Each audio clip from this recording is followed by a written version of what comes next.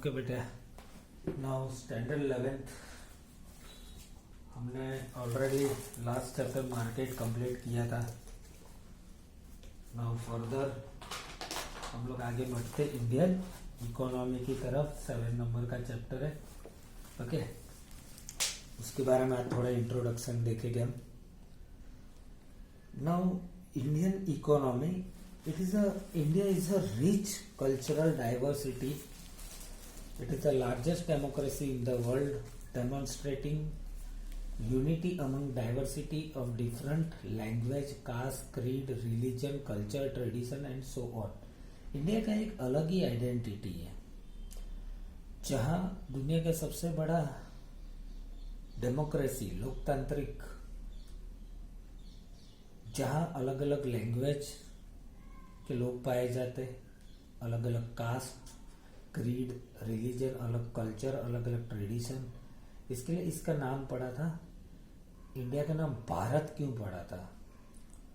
भारत यानी एक राजा थे दुष्यंत, उनके और उनकी जो रानी थी क्वीन शकुंतला, उनके पुत्र थे ये भरत।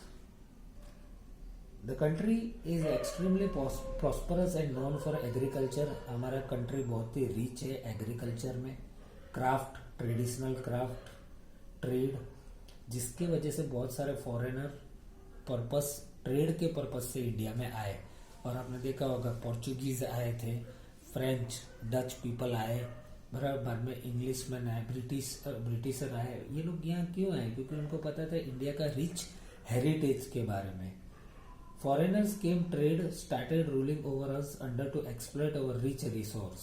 इंडिया यानी एक सोने की चिड़िया माना जाता था, और आज भी हमारे पास इतना बहुत सारा गोल्ड भी है, और बहुत सारे लोग यहाँ पर आए और हमारे जो रिचनेस है, हमारे रिसोर्सेज है, उसको एक्सप्लॉइट करके यहाँ रूल करने लगे। 1526 से 1858 का जो पीरियड था, 16th और 19th सेंचुरी, वहाँ मुगलों ने राज किया था हमारे कंट्री में। उसके बाद फ्रेंच, पोर्चुगीज एंड डच, ये सारे लोगों ने हमारे यहाँ राज किया। Mughal, French, Portuguese and Dutch people. Okay, तो ये बेटा माना जा सकता है कि 16th सेंचुरी से 19th सेंचुरी तक हमारे कंट्री का जो भी रिसोर्स या जो भी रिचनेस था, वो सारा का सारा ये सारे रूलर जो भी आए, वो सारे रूलरों ने हमें एक्सप्लॉइट कर दिया। फाइनली ब्रिटिशर एस्टेब्लिश, ब्रिटिशरों ने सबसे ज्यादा राज किया 1757 टू 1947, जिसको ये पीरियड जो है 1757 से 1858 का, उसको हम कहते हैं ईस्ट इंडिया कंपनी या Raj. As the company of British origin came here, British की कंपनी यहाँ आई और यहाँ से ट्रेड करने लगी। और 1855 से 14 अगस्त 1947 तक ब्रिटिशरों ने अपना रूल यहाँ पे एकदम मजबूत कर दिया था, और बाद में ब्रिटिशर को यहाँ से जाना पड़ा। The Indian civilization which is known to have emerge from influence of the invasion of Aryan tribe, Indus Valley civilization which is also known as Harappan civilization, is the identified as the ancient age and remains of this civilization was first found in Harappa and Mohenjo-daro in Gujarat, और even in Gujarat में लोथल और धोलावीरा, ये सारे जो tribe थे Aryan tribe, जो सबसे पुराने ट्राइब इंडिया के माने जाते हैं। और हड़प्पन सिविलाइजेशन के कुछ अवशेष आज भी यहाँ पे मोहनजोदारो और हड़प्पन सिविलाइजेशन के कुछ अवशेष यहाँ पे पाए जाते हैं। गुजरात में लोथल और धोलावीरा, आपने एसएस में पढ़ा होगा, कच्छ में धोलावीरा है, लोथल यहाँ पे अहमदाबाद जिले में आता है लोथल। ये सारे सिविलाइजेशन जो थे उससे हमें पता चल सकता है कि हमारा प्रॉस्पेरिटी क्या था।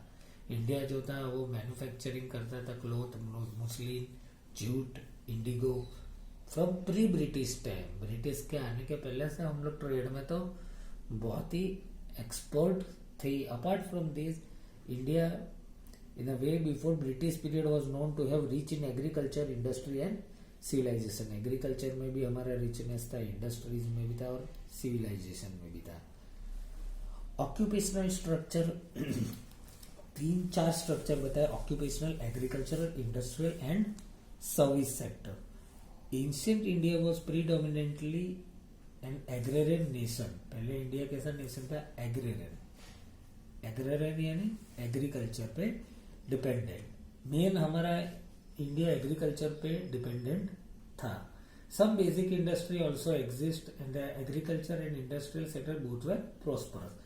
एग्रीकल्चर भी था और इंडस्ट्री थे, कुछ ही थे बेसिक इंडस्ट्री, लेकिन दोनों के दोनों प्रॉस्परस थे।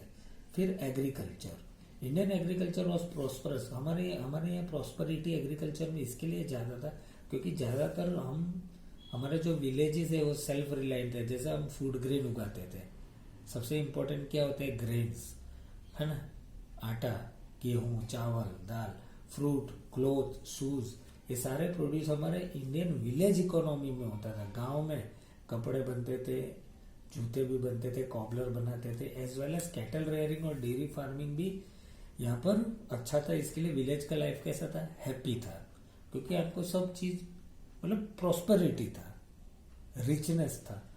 Industries according to historian Ray Chaudhuri prior to 19th century, 19th century से पहले इंडिया एक प्रोमिनेंट यानी इंपॉर्टेंट सेंटर था।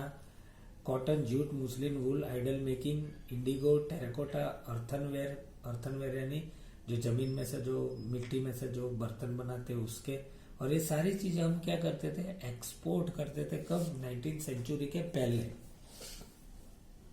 Services, before 600 BC India had been system of mining metal coin. Metal coin का माइनिंग भी हमारे यहाँ होता था। He had a wonderful system of town planning, sewage, stable political system, unity among people. हमारे यहाँ अगर आप लोथल, मोहनजोदारो, हड़प्पन सिविलाइजेशन में देखो, आपको एसएस में पढ़ने में आया होगा, अच्छे ड्रेनेज सिस्टम थे, पानी का निकाल कैसे करना, ये सारी चीजें हमारे इंडिया में तब से थी। Because of this trade in agricultural goods and manufacture good was prosperous.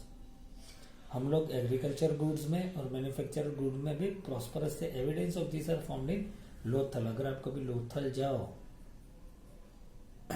तो आपको ये सारी चीजें जाना जा सकता है। बगोदरा से आगे अगर आप जाओ तो अहमदाबाद डिस्ट्रिक्ट में ही आता है लोथल, तो वहां आपको आज भी ये एविडेंस पाया जाता है। ये हमारी प्रॉस्परिटी थी। अंडरस्टूड? कल हम ये तो आज मैंने सिर्फ आपको एक बेसिक जनरल इंफॉर्मेशन दिया। कल हम पढ़ेंगे हमारे पेज नंबर 77 में नेशनल इनकम और इकोनॉमिक प्रॉस्पेरिटी के बारे में। Okay, thank you very much.